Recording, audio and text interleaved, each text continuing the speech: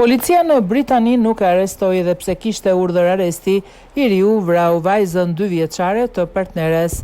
Një rast troditës në Britaninë e Madhe ka nxjerrë në pa dëshmi serioze të policisë dhe institucioneve të mbrojtjes fëmijëve pasi një dhunues me urdhër arresti të pazbatuar për 18 muaj përfundoi duke vrarë vajzën 2 vjeçare të partneres së tij. Harrison Simpson, 22 vjeç, u dënua javën e kaluar me burgim të përjetshëm dhe duhet të vuajë të paktën 28 vjet për vrasjen sadiste të Isabel Welsh, e cila humbi jetën në shtator të vitit 2025. Nëna e vajzës, Alexandra Walker, 26 vjeç, edhe ajo u shpall fajtore për vrasje dhe u dënua me burgim të përjetshëm në një minimum prej 21 vitësh, shkruan The Times. Çifti kishte nisur lidhjen vetëm 3 muaj para vrasjes pasi ishin njohur në Facebook. Policia e Cleveland ka pranuar se nuk e ekzekutoi një urdhër arresti të lëshuar nga gjykata e magjistraturës të Teesside në mars të 2024, duke i lejuar Simpsonit të mbetej lirë të krijonte lidhje me Walker dhe të jetonte me të dhe vajzën e saj. Urdhri ishte lëshuar pasi Simpson nuk ishte paraqitur në gjykatë për shkelje në një urdhri mbrojtës ndaj një partnere e cila kishte raportuar se ai e kishte ngacmuar dhe kërcënuar. Policia deklaroi se kishte kryer disa tentativa për ta gjetur dhe për ta arrestuar, por pa sukses. Pranojmë se periudha gjatë së cilës Simpson kishte një urdhër arresti të pazbatuar është larg standardeve të pranueshme, thuhet në reagimin e policisë. Gjatë gjyqit u provua se Simpson kishte ushtruar dhunë fizike dhe seksuale ndaj voglushes për muaj të tërë përpara vdekjes së saj. Isabel pësoi një dëmtim fatal në tru, pasi koka e saj u përplas me forcë në një sipërfaqe të fortë gjatë një tronditje të dhunshme në 13 shtator 2025. Ajo ndroi jetë një ditë më vonë në spital. Nuk u arrit të provojë se e cili prej 2 pandeurve kishte shkaktuar dëmtimin fatal.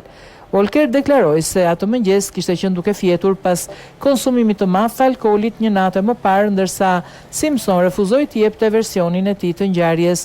Vetëm 12 ditë para vdekjes, Walker kishte dërguar vajzën në spital për shkak të një dëmtimi të rënd. Ekzaminimet zbuluan se ajo kishte një frakturë. Një infermiere ngriti me një shqetësimet për sigurinë e fëmijës, por mjekët pranuan shpjegimin e nënës dhe nuk ndërmorën masa të mëtejshme. Infermieria dëshmoi se Walker reagoi me agresivitet kur u përmend mundësia e njoftimit të shërbimeve sociale dhe kërkoi të vizitojë nga një mjek tjetër. Vetëm 11 ditë më vonë, Isabel u rikthye në spital me plagë fatale. Infermieria shpërtheu në lot gjatë dëshmisë së saj, duke kujtuar se voglushja ishte mbuluar nga kokat e këmbët me mavjosje. 21 kocka të thyera përfshirë kafkën dhe shtyllën kurrizore. 97 dëmtime të indeve të buta. Prokuroria e përshkroi rastin si një nga më të rëndët e dhunës ndaj një fëmie. Qendra lokale për mbrojtjen e fëmijëve kishte pasur kontakte me familjen dhe 2 herë gjatë 4 javëve para vdekjes Isabel, por në të 2 rastet nuk u ndërmor asnjë veprim. 4 ditë para tragjedisë, një vizitore shëndetësore zgjodhi të kontaktonte familjen vetëm me telefon dhe nuk shkoi për të parë fëmijën në banesë. Richard Wright tha në gjykatë se pa e parë fare Isabel, punonjësia shëndetësore mbylli rastin duke shënuar se nuk ishte shqetësime. Megjithatë, pas vrasjes, një rishikim i autoriteteve lokale arriti në përfundimin se vendimet për të mos e përshkallëzuar rastin kishin qenë të përshtatshme pavarësisht rezultatit tragjik. Gjyqi zbuloi se Isabel ishte një fëmijë lumtur dhe i shëndetshëm përpara se Simpson të hynte në jetën e saj.